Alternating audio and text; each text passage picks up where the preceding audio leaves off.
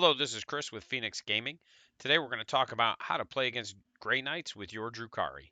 We're going to begin by talking about the strengths and weaknesses of the army and what you need to watch out for overall, ranging from units to enhancements to strats.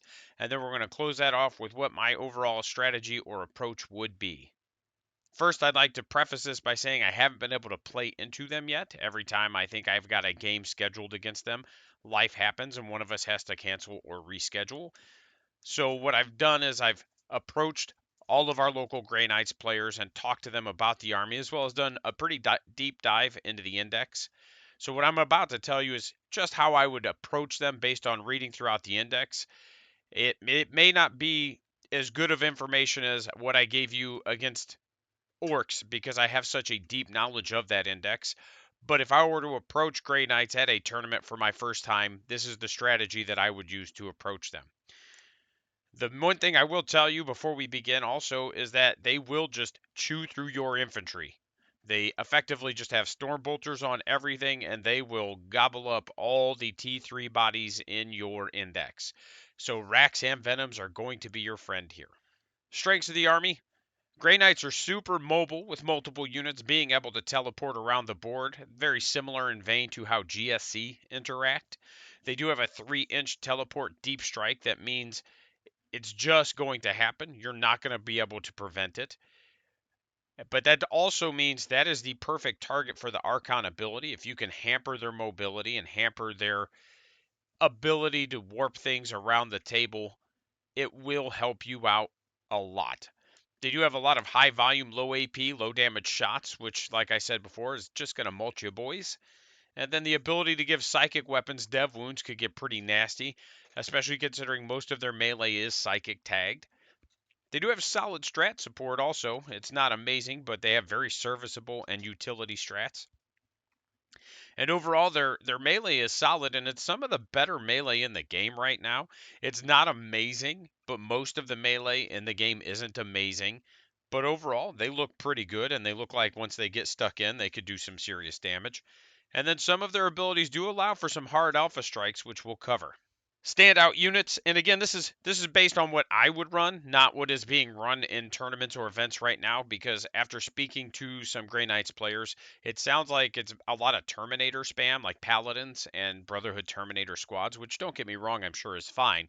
That's just not how I would play this army. And if you are facing Terminator spam, you just need to worry about outrunning them.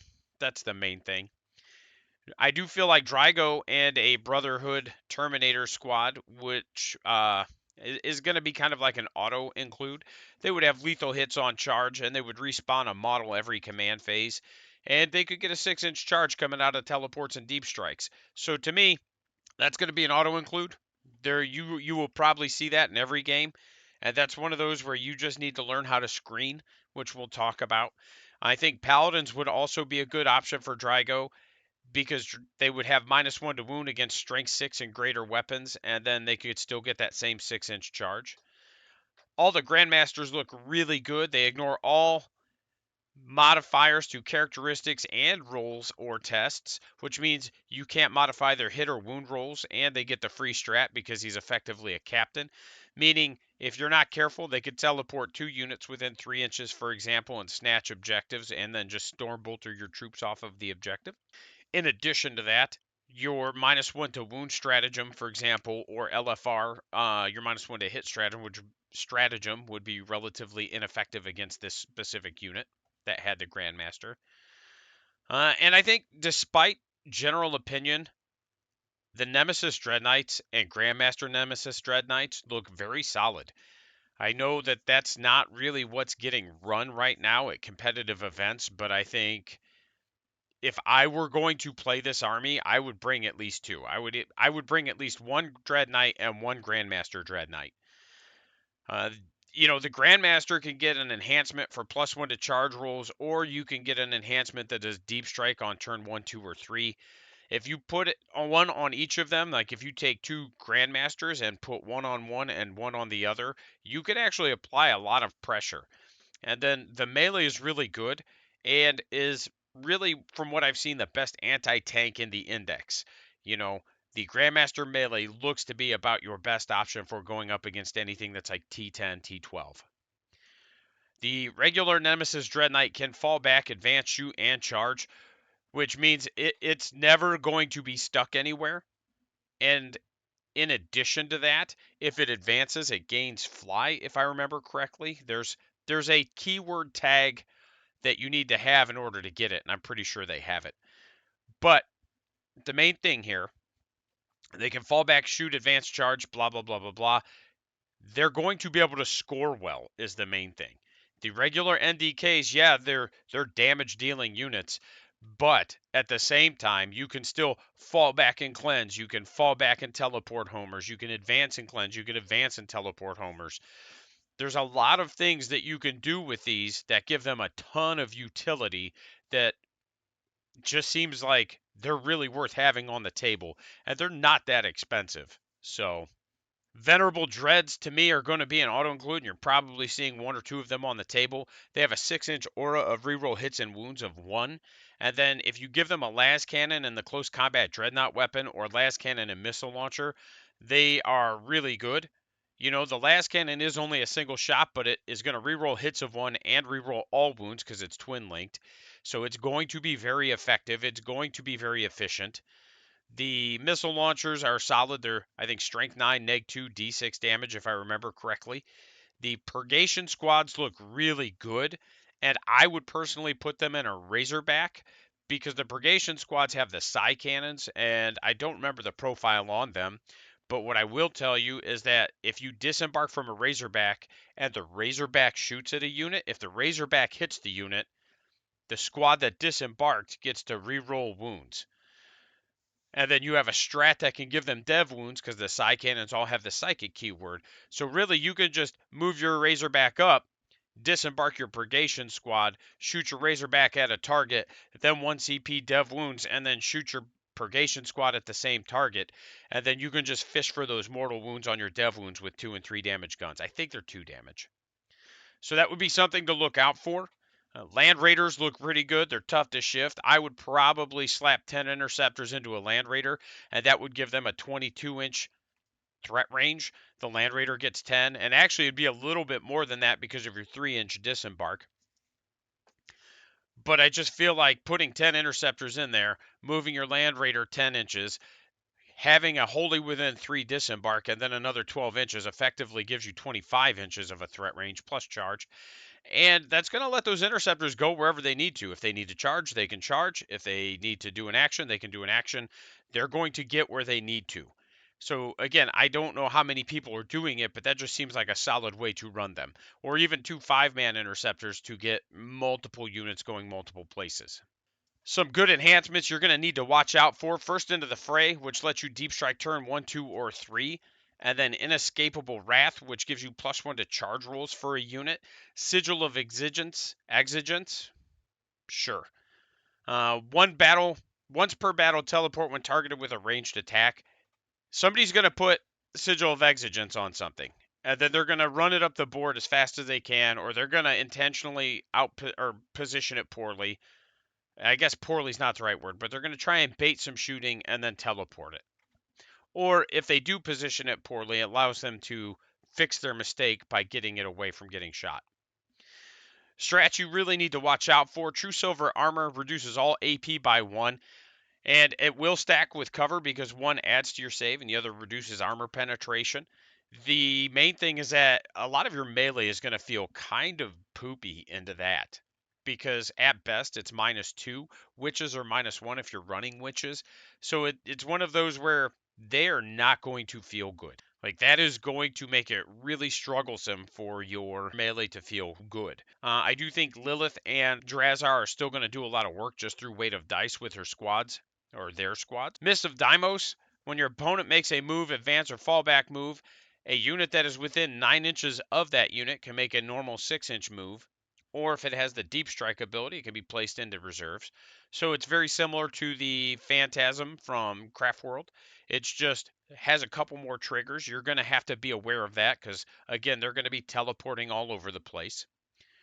prognosticated arrival is the deep strike within 3 inches. And to me, that's the one where as soon as it happens, like you just tell your opponent before the game, as soon as you do this, it's going to cost you an additional CP for the rest of the game. I don't care.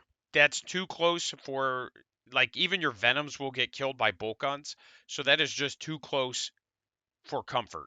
You can't afford to let them do that. And some of their stuff is going to be very difficult for you to shift. Radiant Strike gives psychic weapons dev wounds. Remember that Nemesis weapons and Percussion squad guns are all psychic. And a lot of the stuff just has Nemesis weapons for combat. So this is how I would approach them, and really my game plan into them would be very similar to what I did with Gene Stealer Cult. Because to me, the way Grey Knights look on paper is they're just a less points efficient, shittier Gene Stealer Cult. Like that's what they are. So I would just play my half of the board as much as I can and try to keep them in front of me for as long as I can. And really that worked very well in the Gene Stealer Cult. I didn't win the game, but I just couldn't control objectives. But that's a combination of Gene Stealer Cult kind of being, I don't want to say I lost because they're busted, but the fact that I couldn't control objectives really boiled down to the fact that I was rules as written, I was not allowed to kill units effectively. So it didn't matter how much I killed. I just was always facing a 2,000 point army on the table. Whereas with Grey Knights, I won't have that issue. I don't have to worry about constantly having 2,000 points of shooting on the table at all times. So like I said, keeping them in front of me, and then your -1 to wound and T4 racks are going to soak a lot of their shooting because a lot of their shooting is like strength 4, 5, or 6. And then if you've got the homunculus, you can 4-up feel no pain. And you're going to use your racks and maybe just some 5-man half squads of Cabalites for your front of your deployment zone, for the front of your half of the table. And then your other stuff is going to be held more towards the back so that you can countercharge with it and be able to use. You're going to bait those charges in and then countercharge with your harder hitting pieces. This is not a game in which I think you're rewarded for aggressive play. I think this is a game in which you're rewarded for restraint. And honestly, I would still play fixed objectives into these guys just because, again, I don't want my cards. I don't want my tactical objectives to just spread me too thin. Storm Bolters will still, just like I said, delete your Venoms. They'll do a lot of damage to Raiders just because Raiders are still not incredibly durable with a 4-up save. I would probably use the Archon ability to hit that 3-inch deep strike ability to kind of put a slow or damper on their mobility a bit. Lightning fast reactions will help some as there's not a lot of rerolls. And then unless they have the Grandmaster, they're going to be subject to the -1 to hit penalty. The rerolls do exist, but they aren't spammed like they are in other power armor armies. Like Marines just have infinite rerolls. Grey Knights don't seem to have that from what I've seen. The main thing is to understand that the deep strike is coming, so you're going to need to keep your key pieces in transports or extremely well hidden and screened. If you've got witches on the table that you need to use, or you've got incubi on the table that you need to use, they better be hidden perfectly. Otherwise, you better put them in a raider, because it's better to lose 1 or 2 incubi to the raider dying than to lose them all just getting shot at. If their shooting does catch you in the open because of how paper mache our army is, you're just going to be picking up whole squads. The mission will dictate my other secondary, and it really will dictate how I approach the game. If we have an objective in our deployment zone that is scoreable, it does cut down on how much motion I need to use. And then if I can score by trickling units out one at a time and force my opponent to come to me, I can whittle them down until I can spring out of my deployment zone and start hitting them where I want. What we're going to do here is we're going to go over to a board for a quick talk on it, and I'll kind of walk you through what I would do and how I would approach it.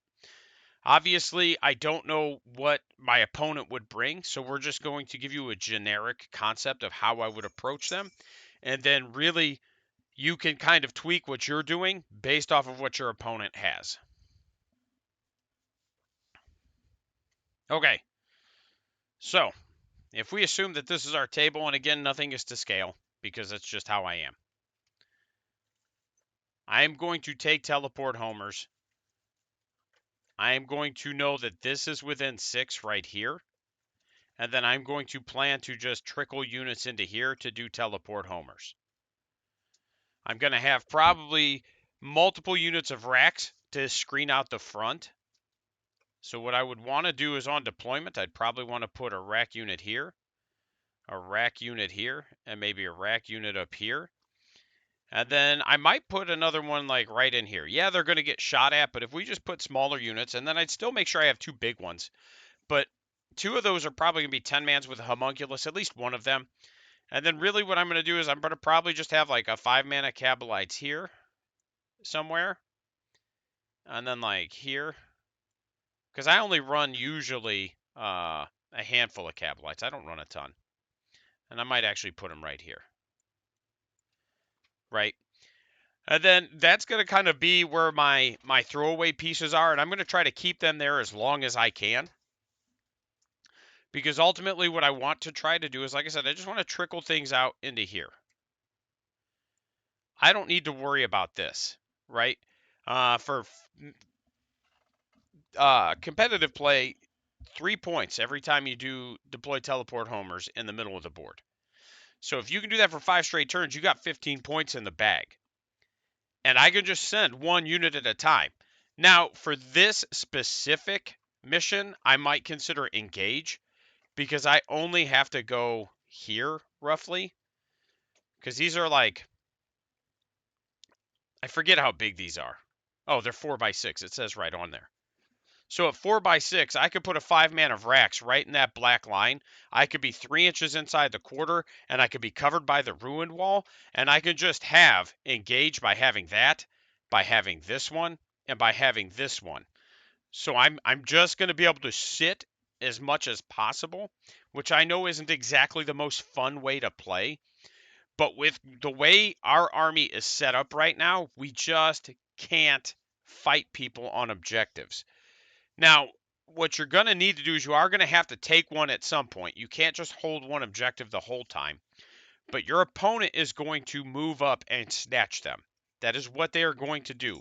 I have learned a lot about power armor players, and generally speaking, one of the first things they do is just come right here and plant. And if that's what they do, that's great for you. That's what you want. You want them to plant in the middle of the board and basically dare you to shoot them. Because then you can start using your Ravagers or your Venoms with your Kabalites and stuff a lot more effectively. You can start moving things out here. Now your Raiders are probably safe to put out around turn 2 or 3, or your Ravagers, your bigger things like that. I wouldn't put your Venoms out until turn 3 or 4. You're probably going to want to kind of keep them in the back.